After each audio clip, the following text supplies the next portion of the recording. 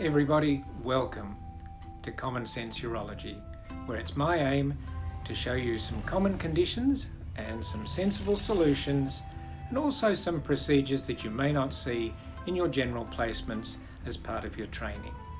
I'm Dr. Neil Gordon, and it might interest you that urology might be at the end of the alphabet. However, it is the only specialty mentioned in the Hippocratic Oath, where it says, "I will not cut for stone, leaving those to people of expertise, specialists in that field." Not only that, at least 45% of all patients in any general hospital ward at any time may well have a urological condition. For men, it may be effects on their lower urinary tract symptoms, including poor stream and obstructive symptoms, or it may be ED. In females, it could be recurrent UTIs and also possibly incontinence. If you like what you see and what you hear, please consider giving us the thumbs up and also hitting the subscribe button for many more to come. Now today I'm not going to go over the traditional showing of anatomy and physiology and biochemistry and manufacture of urine. Because let's face it, if you've got this far and you're into the clinical years, you should know that already. If you've forgotten it and you find you need to check it out again, have a look at very many references that are around and they'll help you out. Let's face it, if you've got a car, you don't have to be a mechanic to be able to drive it. But what you do need to know is some general principles on how to deal with urological emergencies and general urological cases that appear in your treatment room. And rather than being traditional and starting at the kidneys and working the way down, I'm going to do the opposite. Today we're going to start with the lower urinary tract symptoms in the man and benign prostatic hyperplasia, or BPH.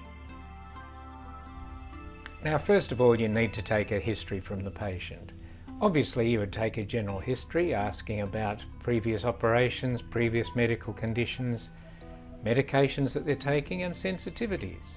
I also specifically ask the men if they've ever seen blood in their urine, or if they've been told that they've had blood in the urine on testing. In addition, I also ask if they've ever had blood mixed with their sperm. I also ask them if they can still get an erection. And the question says yes or no, and also 100%, 75%, 50%, 25% or 0. And that's because men are often reluctant to talk about this sort of thing, but clearly they want to get something done about it, and they hope that the doctor will actually ask rather than them having to bring up the topic. You'd like to know something about their domestic situations as well, but clearly the focus is on the urinary tract. And now, one of the best things to provide the patient with in the waiting room when they've got nothing to do, because let's face it, the waiting room is there for a reason, you can ask them to fill out the IPSS score, which is the International Prostate Symptom Score. The interesting thing about that is that many women have symptoms very similar to many men. So I don't think it's exclusively for the prostate, but nevertheless that's its name. In addition to the IPSS chart, there is a general hospital admission chart which I have designed so that most things seem to be covered that are of importance in a general setting.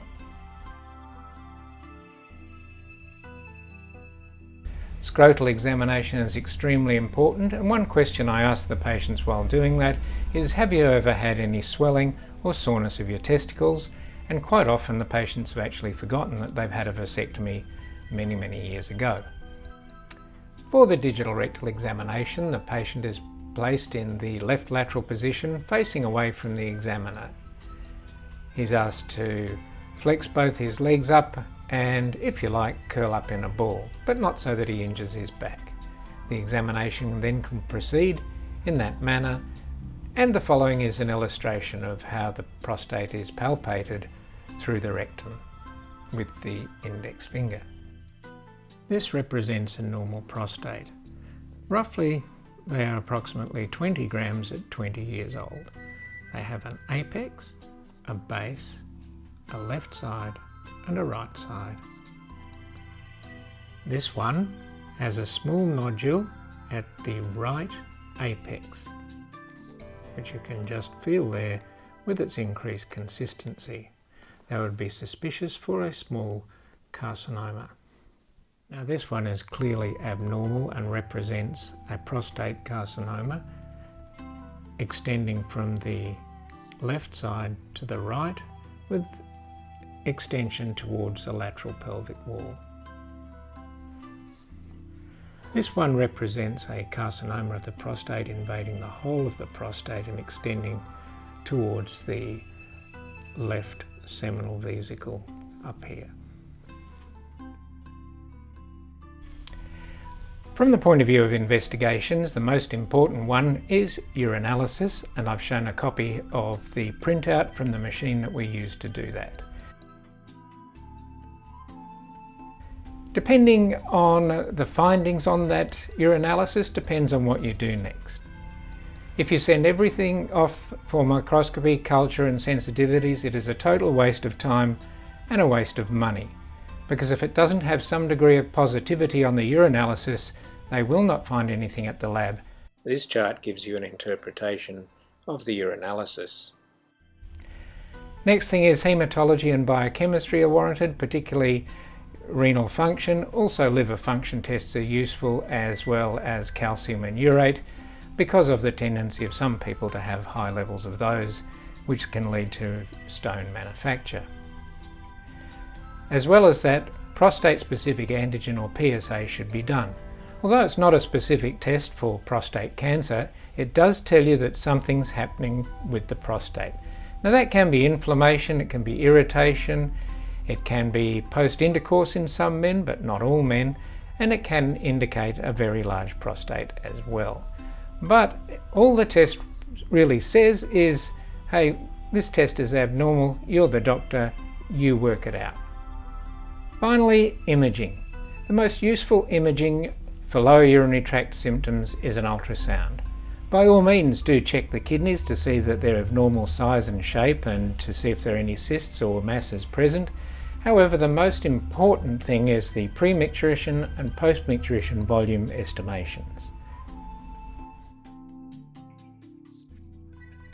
If, for example, the patient has a pre-micturition volume of 500 ml and a post-micturition volume of 5 ml, clearly there is good bladder capacity and clearly the patient empties completely. However, we do find that there are a lot of patients who have around a 200 to 300 ml capacity with a 50 to 150 ml residual, which of course is indicative of obstruction. Now some people actually do have a small bladder, and sometimes people will do a test called urodynamics, which is a measure of bladder volume and bladder pressure. However, the majority of patients who do say that their bladder was full for the ultrasound at 250 or 300 mils and then have to run off to the toilet will find that when they do urodynamics it confirms exactly that. So I think that urodynamics in this situation is a total waste of time and money, and I think that the best test to do is a cystoscopy under general anaesthetic to measure the physical bladder capacity, because if it's not there, then clearly the patient will not be able to benefit from medications to reduce the frequency and urgency of the urination, and may well need to have additional procedures carried out to increase the capacity of the bladder.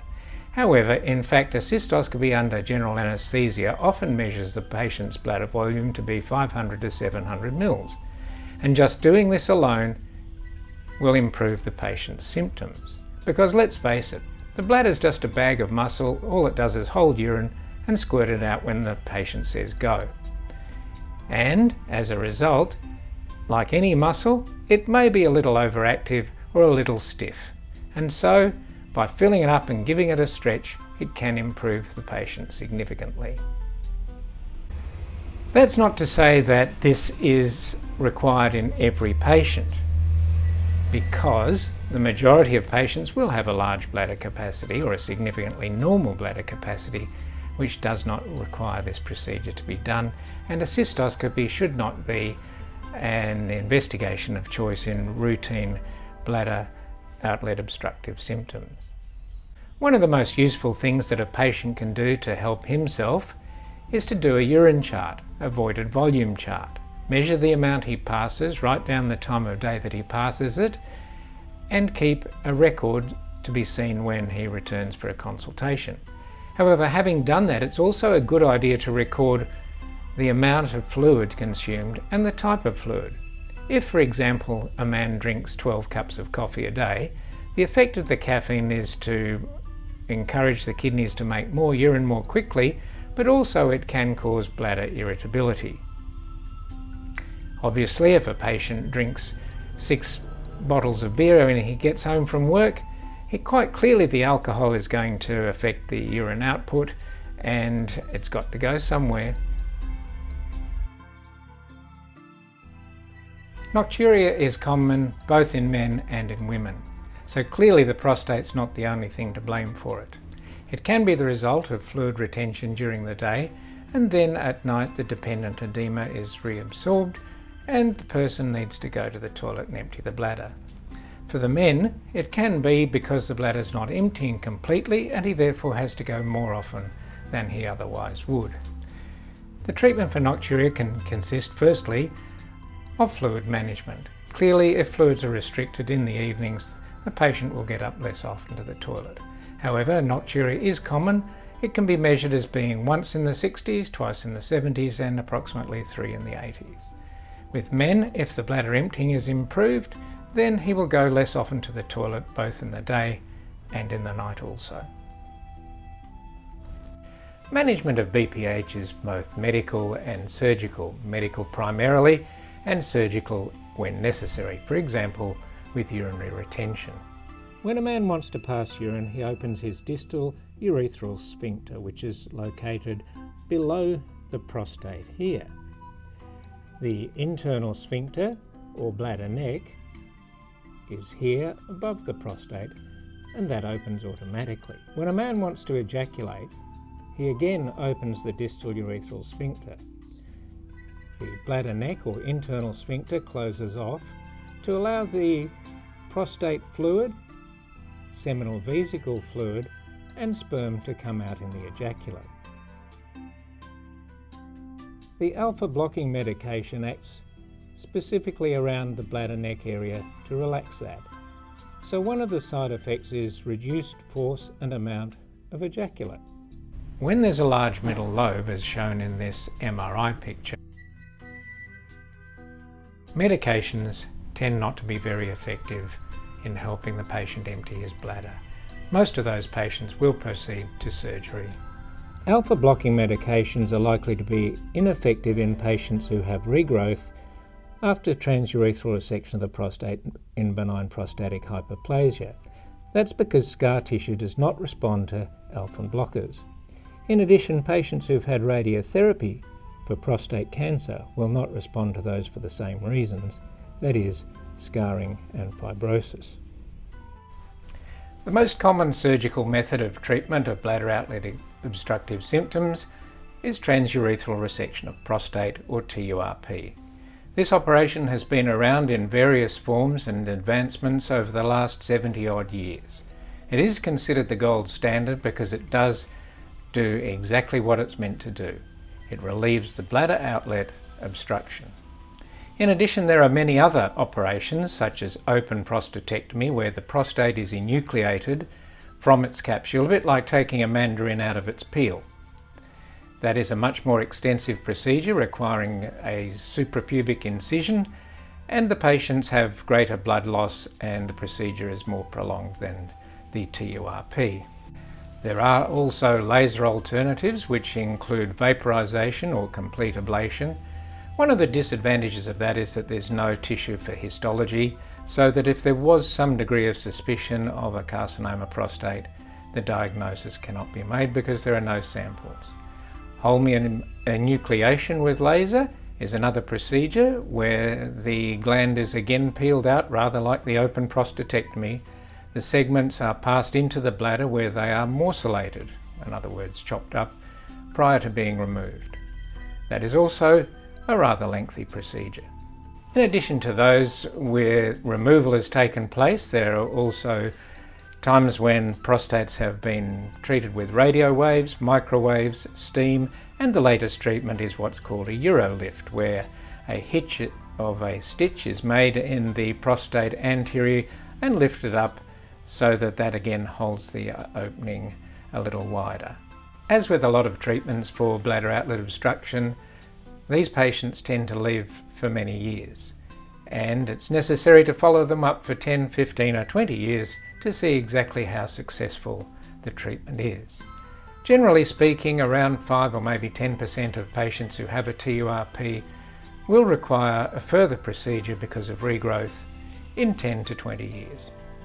The side effects of the procedure generally include, in all cases, urethral stricture formation, which is circular scar tissue which appears usually around the distal urethral sphincter or just below it, and often it's the result of the catheter. It can also be the result of the instruments passed down the urethra and pressure on the pubic bone, as the urethra, which is a curved structure, as you've seen, has to be straightened out in order for the procedure to go ahead. During that time there is a certain amount of pressure placed on that area and therefore a little denuding of the skin, which, like in all the circumstances when skin is removed, a small scar develops.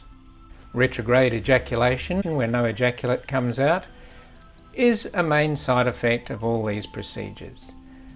Most men are in their 60s and above when they have this procedure done and are not looking to father children, but certainly the likelihood of them fathering children with normal intercourse is very unlikely. However, this should not be regarded as a method of contraception, as it only takes one sperm to give a pregnancy. Impotence is not usually the result of a prostatic surgical procedure. However, a lot of men in that age group have reduced potency anyway, and so attention should be paid to their concerns regarding that as well. There was a paper written a few years ago which showed that men who underwent a TURP had a greater chance of retaining potency 12 years later than those who didn't, but I wouldn't recommend the operation for that reason. Now, this is a normal cystoscopy passing through the distal urethral sphincter, and there's the vira montanum, which is just inside. You can see that there's no prostate tissue occluding the urethra as the instrument passes into the bladder and shows then, first of all, the right ureteric orifice sitting there, and moving across the interureteric bar to the left side, the left ureteric orifice can be seen there. There's very little evidence of trabeculation, which is thickening in muscle fibres and deposition of collagen in this patient, as the bladder does not have to force against an obstruction. The bladder is of normal colour, being a peachy to pink colour with normal vascularity and no evidence of any bleeding or intravesical lesions.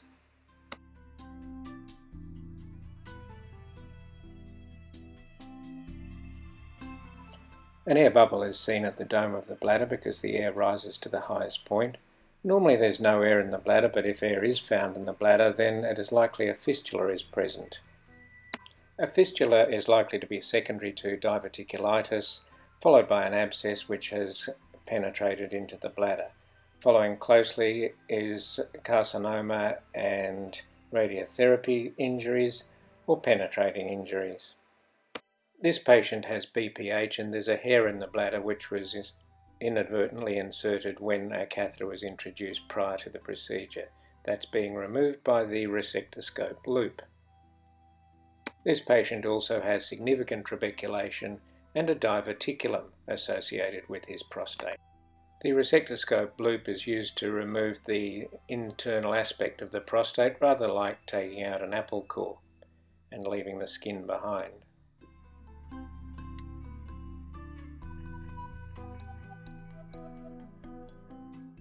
The bleeding vessels are cauterized using the same instrument.